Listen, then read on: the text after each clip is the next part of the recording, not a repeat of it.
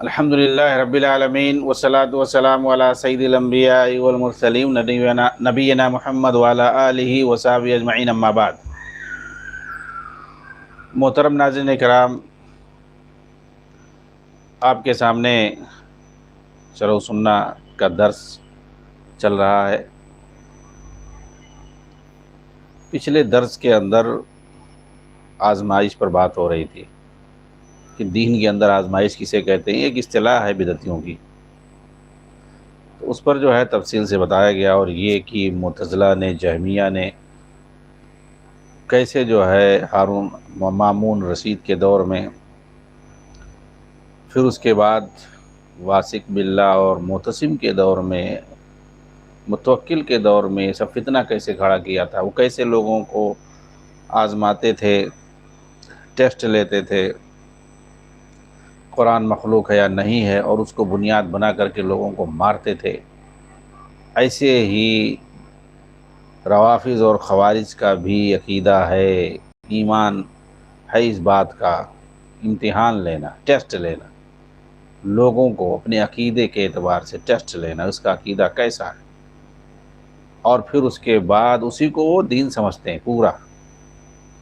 کوئی ایک باطل عقیدہ گڑھ لیتے ہیں، پھر اسی کو بنیاد بنا کے سب کا ٹیسٹ لیتے ہیں، جو مانتا ہے تو ان کے حساب سے صحیح ہے، جو نہیں مانتا ہے اس کو جو ہے ہٹا دو سامنے سے۔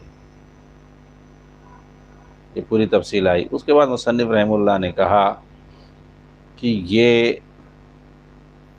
علم جو علم شرعی ہے یہ دین ہے، اس لیے دیکھ لو کہ تم اپنا عمل کس سے لے رہے ہو، تم اپنا دین جو ہے کس سے لے رہے ہو۔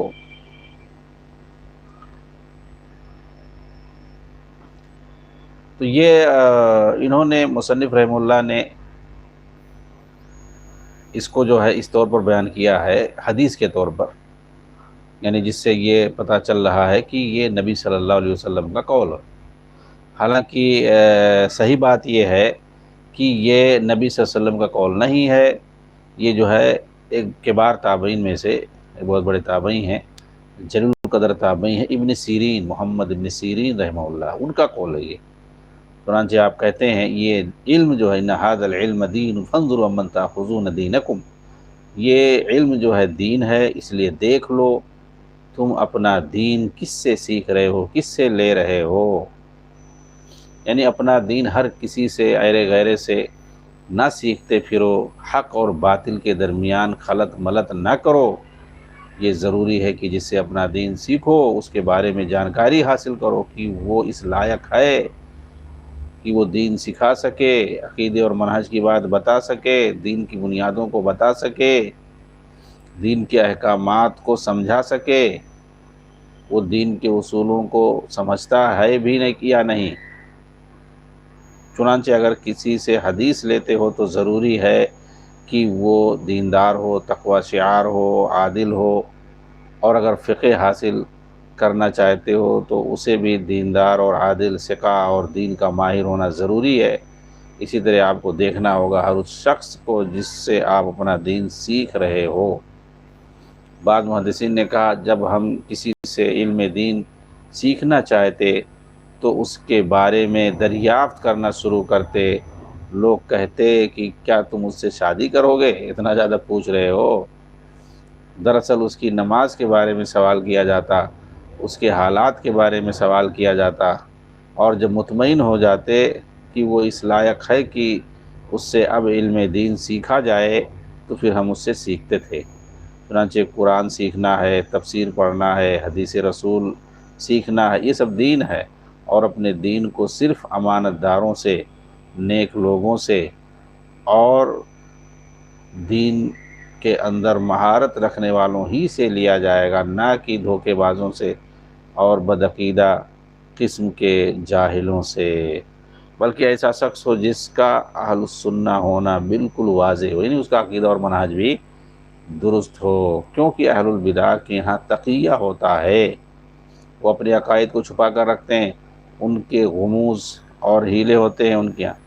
اس لیے ایسے شخص کو تلاش کرو جس کے اخلاق بھی اچھے ہوں، جو سنت پر قائم ہو، جس کا عقیدہ اور منہج درست ہو، جس کی عدالت اور صداقت اور امانت بالکل واضح ہو، ایسے ہی شخص سے دین حاصل کرو۔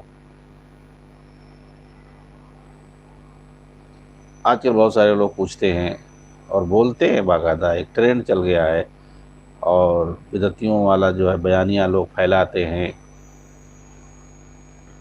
کہ کچھ لوگ ہیں جو کہتے ہیں اس سے نہ سیکھو، اس سے نہ سیکھو، اس کی نہ پڑھو، اس کی نہ پڑھو. جسے بریلوی اپنے عوام کو لوگوں کو باندھ کر رکھتے ہیں. اب اہل حدیث بھی ایسے ہی بولتے ہیں، اس سے نہ سیکھو، اس سے نہ سیکھو، ایسا نہ دیکھو. ارے بھائی، ہم جو سب کی سنیں گے، ہمیں بات اچھی لگے گی تو لے لیں گے، اور نہیں اچھی لگے گی تو چھوڑ دیں گے. اس طرح بولتے ہیں. سوال یہ ہے کہ اگر آپ کے اندر اتنی جو ہے صلاحیت ہے کہ آپ سمجھ لو گے کہ یہ صحیح بات کہہ رہا ہے، یہ غلط بات کہہ رہا ہے، تو آپ سیکھنے گئے ہو کہ آپ پرکھنے گئے ہو؟ سیکھتا کون ہے؟ جسے معلوم نہیں ہوتا ہے وہ سیکھتا ہے. آپ دراصل سیکھنے نہیں گئے ہو، جو ایسی باتیں کہتے ہو کہ ہم جو ہے اچھا ہوگا دینی اعتبار سے. وہ کوئی جو ہے وہ کھانا نہیں ہے کہ جو ہے تمہیں چکھنے کے لیے دیا جا رہا ہے پکا کر کے کہ چکھو، اچھا لگے تو کھا لو، نہیں تو نہ کھاؤ. اور دین ہے، اس کو سیکھنا ہے. آپ اس سے کچھ نہیں جانتے اس کے بارے میں، وہ دین سکھا رہا ہے، جو کچھ دے گا آپ دین سمجھ کے لے لو گے. اس میں آپ کیا تفریق کر پاؤ گے کہ یہ صحیح ہے یا غلط ہے؟ اس میں عقل نہیں کام کرتی ہے. وہ جو آدمی سمجھاتا ہے اس کو سمجھا جاتا ہے، بس سیکھ لیا جاتا ہے. ایسے وہ بولے گا اگر آپ سے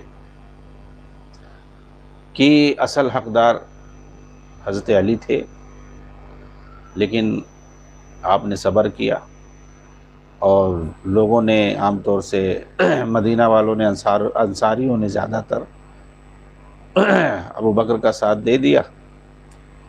آپ جو نبی صلی اللہ علیہ وسلم کی تجہیز و تکفین میں مصروف تھے، اور لوگوں نے بنو ساعدہ میں، ثقیفہ بنی ساعدہ میں اکٹھا ہو کر کے وہاں فیصلہ کر لیا اور حضرت علی کو چھوڑ دیا.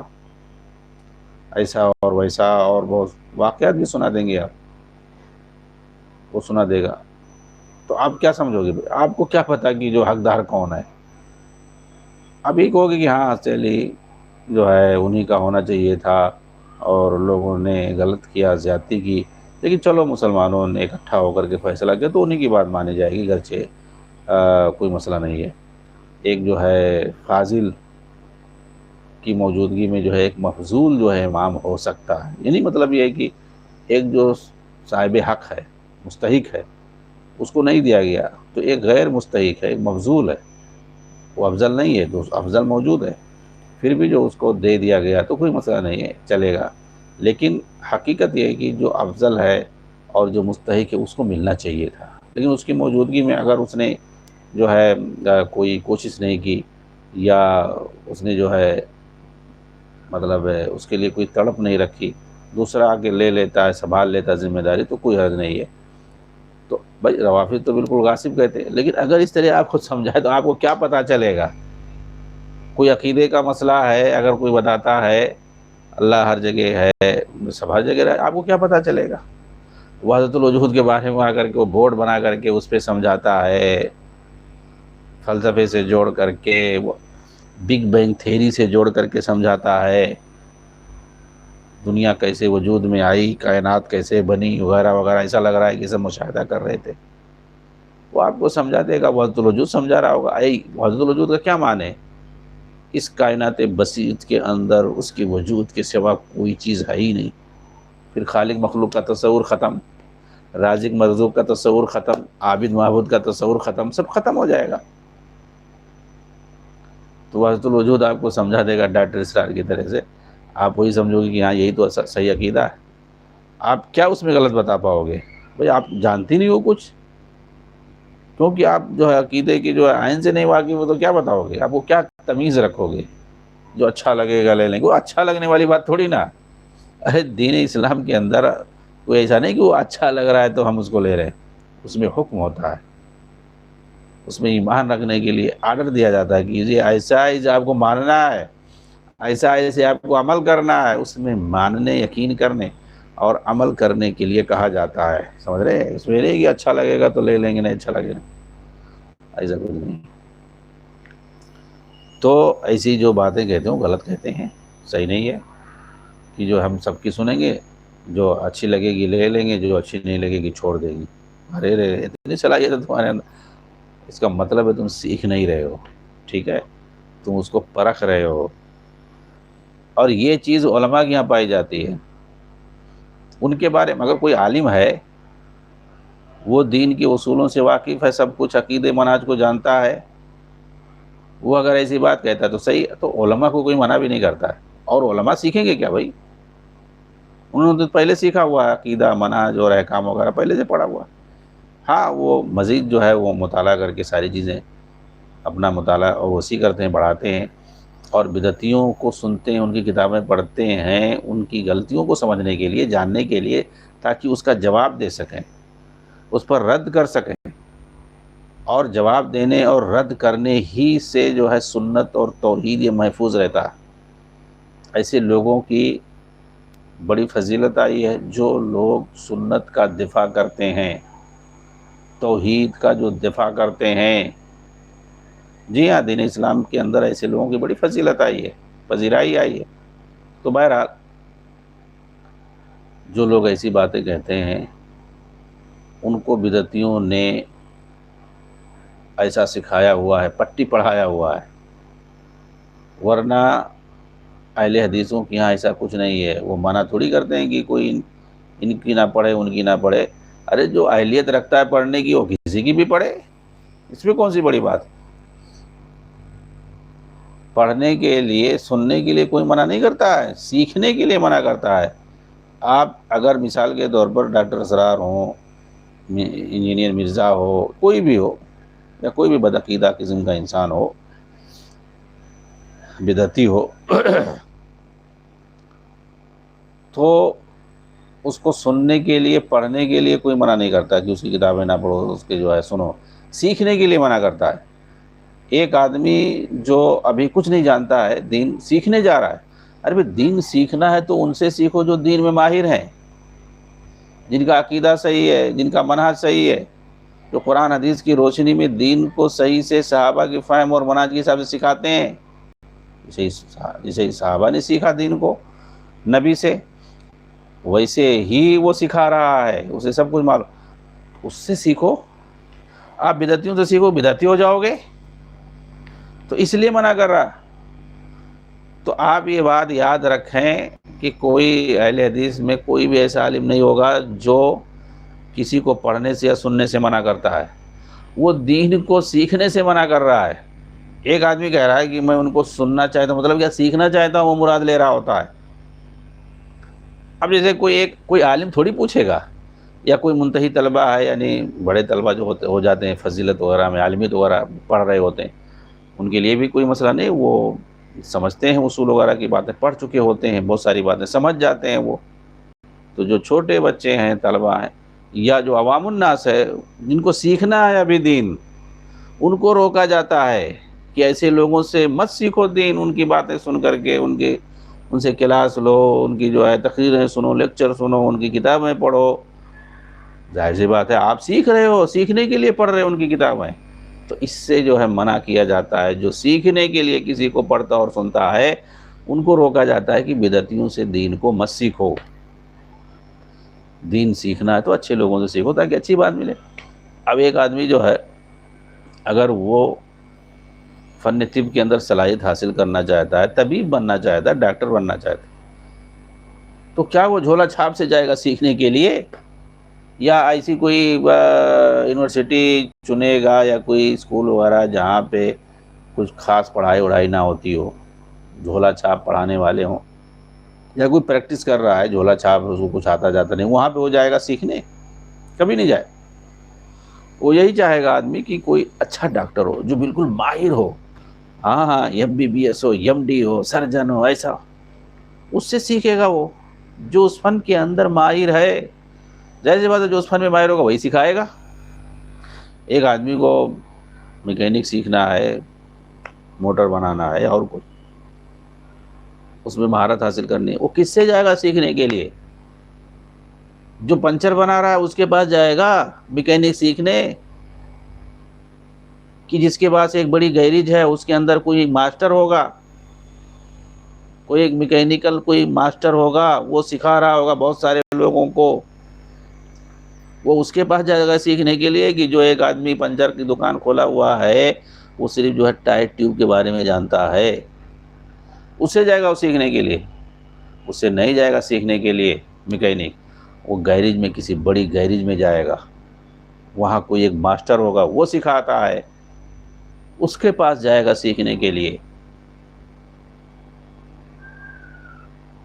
ایسے ہی دین کا معاملہ ہے، دین کا معاملہ جو ہے دنیاوی معاملات سے اور کہیں زیادہ بڑھ کر کے ہے، لیکن لوگ دنیاوی معاملات میں تو بڑا خیال کرتے ہیں، بہت خیال کرتے ہیں۔ وہ تو جو ہے جھولا چھاپ آدمی کے پاس نہیں جائیں گے سیکھنے کے لیے، وہ ڈگری بھی نہیں دے گا، وہ جانتا ہے وہ ڈگری نہیں دے گا، اس کو کچھ آتا بھی نہیں ہے، وہ کسی بڑے اسپتال میں جائے گا، کسی بڑے جو ہے ڈاکٹر کے پاس بیٹھے گا، اس سے سیکھے گا، تب وہ جو ہے ایکسپیرینس سرٹیفکیٹ لے کر کے دے گا۔ تو دنیاوی معاملات میں ہم بڑا خیال کرتے ہیں۔ کوئی اپنا گھر جو ہے پلمبر سے نقشہ نہیں بنوائے گا، سوچے گا کہ کوئی اچھا ماہر سول انجینئر ہو تاکہ اچھے سے ہمارا نقشہ بنا دے گھر کا۔ وہ پلمبر سے جائے گا بنوانے کے لیے، اگر بنا بھی دے کہ ہاں ہم سب جانتے ہیں، پتہ چلے 2-4 سال میں گھر گر گیا، ڈھہ گیا۔ تو دنیاوی معاملات میں لوگ بہت خیال کرتے ہیں، لیکن دینی معاملات میں جب انہیں بتایا جاتا ہے تو الٹا جو ہے بولتے ہیں ایسا اور ویسا۔ عربی دینی معاملات اور اہم ہیں، وہ آخرت کا معاملہ ہے جہاں ہمیشہ رہنا ہے، اس کے لیے تو ہمیں اور باریکی سے سوچنا چاہیے۔ محمد بن سیرین رحمہ اللہ اسی لیے کہتے تھے ان ھذا العلم دین، علم شرعی یہ جو حاصل کر رہے ہو نا یہ دین ہے، اس کو دیکھو کس سے تم سیکھ رہے ہو، اس کے بارے میں معلوم کرو۔ فانظروا امن تاخذون، فانظروا کا معنی کیا ہے؟ ایسے آدمی کے بارے میں دیکھو، پتہ لگاؤ کس سے سیکھ رہے ہو، کون کیسا ہے۔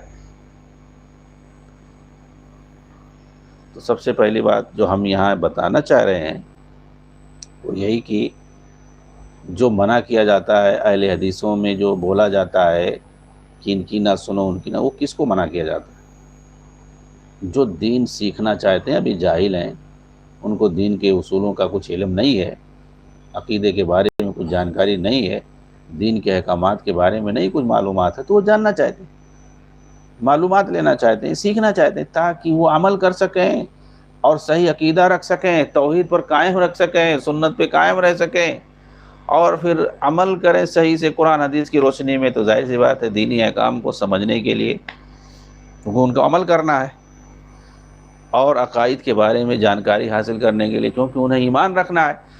تو غلط آدمی کے پاس جائے گا تو غلط سمجھائے گا، چاہے احکامات ہو، نماز روزہ حج زکوٰۃ جتنی بھی چیزیں ہیں، اگر وہ بدعتی مقلد کے پاس جائے گا تو اپنے حساب سے سمجھا دے گا جو چاہے گا، وہ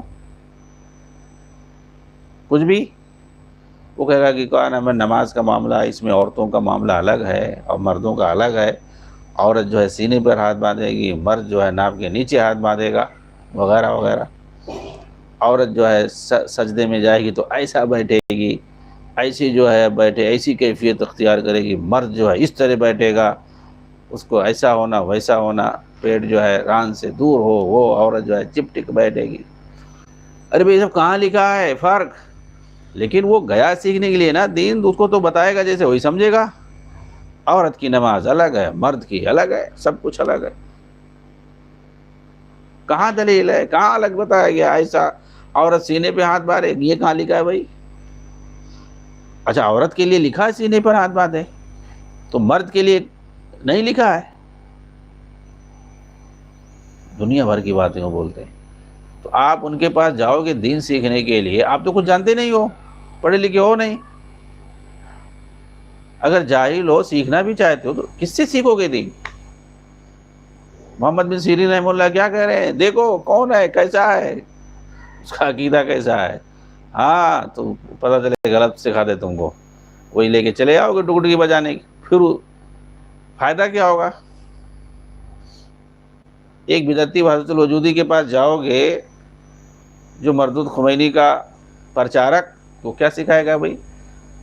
خمینی کو جب آیت اللہ رحمہ اللہ کہے گا تو سمجھو گے یار خمینی کوئی بہت نیک آدمی ہوگا، کوئی بہت بڑا کوئی خلیفہ گزرا ہوگا اور اس نے بڑا نیک کام کیا ہوگا، بڑا اچھا کام کیا ہوگا۔ جی ہاں، ڈاکٹر اسرار کی تقریر سنو گے تو یہی سمجھ میں آئے گا کہ خمینی بہت بڑا کوئی خلیفہ گزرا ہوگا اور اس نے ایسا کام کیا ہوگا کہ جو آج موجودہ زمانے میں 56 ملکوں نے مل کر کے بھی تمام عالم اسلامی نے کوئی ایسا کام نہیں کیا۔ جی ہاں، ایسا کام خمینی کر کے گیا۔ یہی سمجھو کہ خمینی کی تعریفیں کرو گے۔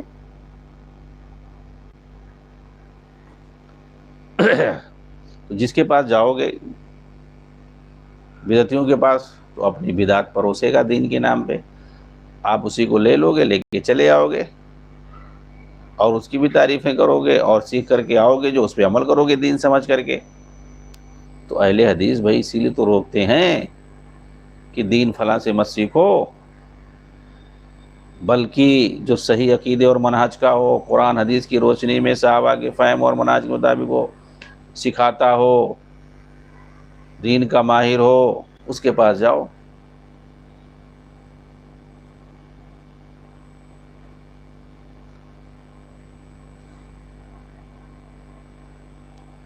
تو دین سیکھنے کے لیے یہ ضروری ہے کہ ہم دیکھیں کہ وہ آدمی کیسا ہے اور ہمیں کس سے سیکھنا چاہیے۔ قرآن اور حدیث میں بھی اسی طرح کی باتیں موجود ہیں۔ چنانچہ اللہ تعالیٰ نے فرمایا ہے فَاسْأَلُوا أَهْلَ الذِّكْرِ إِن كُنتُمْ لَا تَعْلَمُونَ۔ اہل ذکر سے مراد یہاں کون ہے؟ جا کے آپ معلوم کریں کہ اہل ذکر سے جو علم والے ہیں، کون سا علم بھائی؟ بدعتی علم؟ نہیں، سچا علم، صحیح علم، کتاب و سنت کا علم جن کے پاس ہے، قرآن حدیث کا علم جن کے پاس ہے، ان سے معلوم کرو، ان سے مسئلہ پوچھو۔ ان کنتم لا تعلمون، اگر تمہیں معلوم نہیں ہے تو، اگر تم دین نہیں جانتے ہو صحیح سے، تم کو سیکھنا ہے تو کس کے پاس جاؤ؟ علماء کے پاس جاؤ، جو قرآن حدیث کا علم رکھتے ہیں ان کے پاس جاؤ، ان سے معلوم کرو، نہ کہ بردروں کے پاس، نہ کہ ان لوگوں کے پاس جو بدعتی ہیں،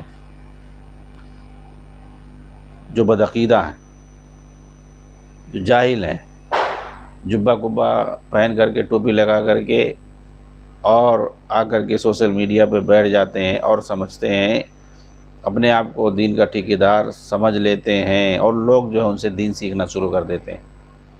وہ کیا کرے گا بھائی؟ گمراہی کرے گا۔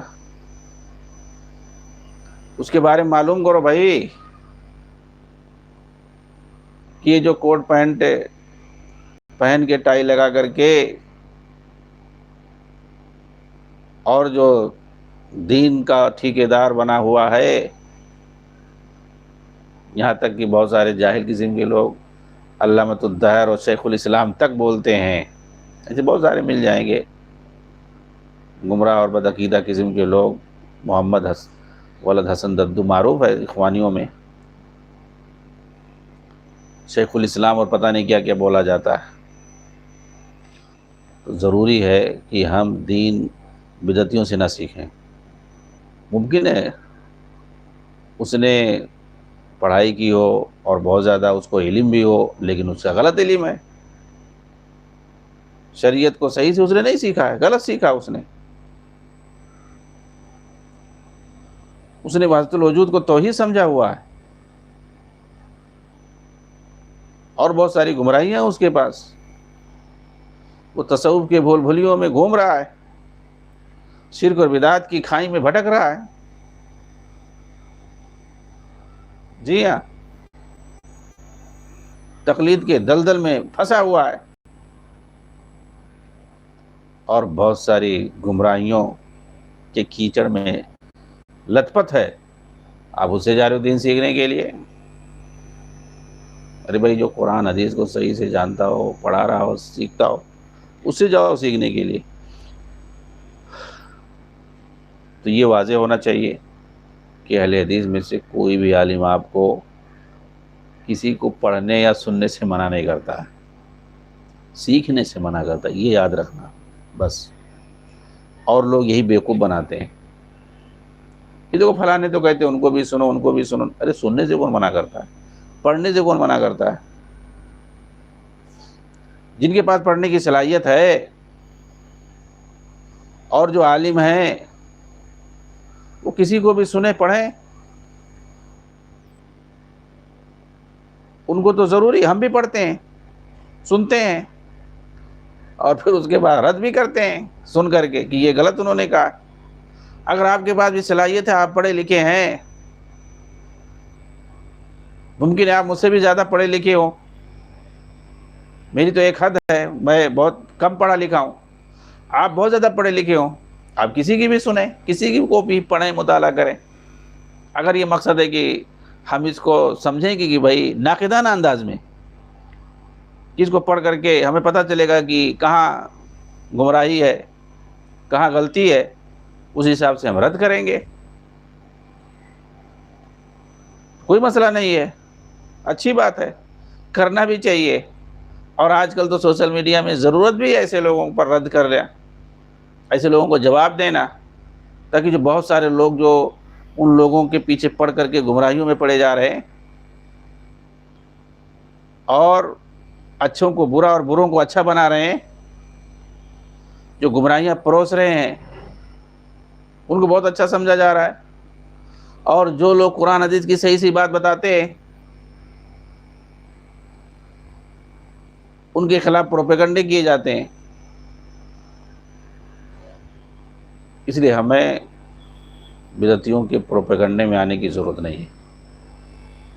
جو سیدھا قرآن کو سمجھتا ہو، حدیث کو جانتا ہو، اس کی بات کرتا ہو صحابہ کے منہج پر، اور دین اسلام ایز اٹ از جیسے نبی کے زمانے میں، صحابہ کے زمانے میں تھا، اس کی بات کر رہا ہو۔ جتنی بعد میں تقلید منحوس، گمراہیاں، تصوف، بدعتیں، شرک، قبر پرستی، خانقاہیت، یہ ساری چیزیں دین اسلام کا حصہ نہیں ہے۔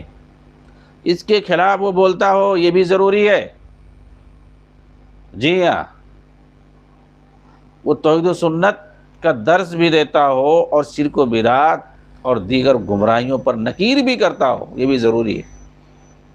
بہت سارے لوگ ایک پہلو لیتے ہیں، دوسرا چھوڑ دیتے ہیں، دوسرا بولیں گے تو ناراض ہو جائیں گے، یہ وہ ایسا اور ویسا، یہ یار کیل کال، کوئی کیل کال نہیں، کوئی ہیلا حالا نہیں۔ سلف کے یہاں دونوں پہلو پایا جاتا تھا، تو یہ سنت کا درس بھی دیتے تھے اور ساتھ میں بدعات اور گمراہیوں پر رد بھی کرتے تھے، یہ بھی ضروری ہے۔ بہت ساری کتابیں آپ پا جائیں گے سلف کی، بڑی پڑی، اور بہت سارے تو ایسے علماء گزرے ہیں جن کی پوری زندگی اسی میں گزر گئی۔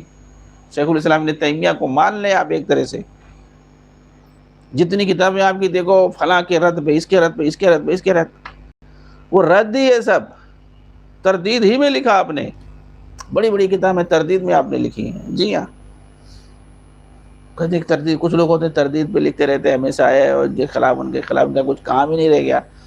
ارے بھائی امام شیخ الاسلام ابن تیمیہ کا کیا کام تھا؟ یہ وہی ان کو بول رہے ہو آپ، ان کے خلاف، ان کے خلاف۔ ارے ضروری بھی ہوتا ہے، کچھ لوگوں کو ہونا چاہیے کم سے کم، اگر سب کے پاس نہیں ٹائم ہے یا سب کو جو ہے ہمت نہیں ہے تو کچھ لوگوں تو ہونا چاہیے اس میدان میں بھی، تاکہ لوگوں کو پتہ بھی تو چلے کہ حقیقت کیا ہے، سچائی کیا ہے۔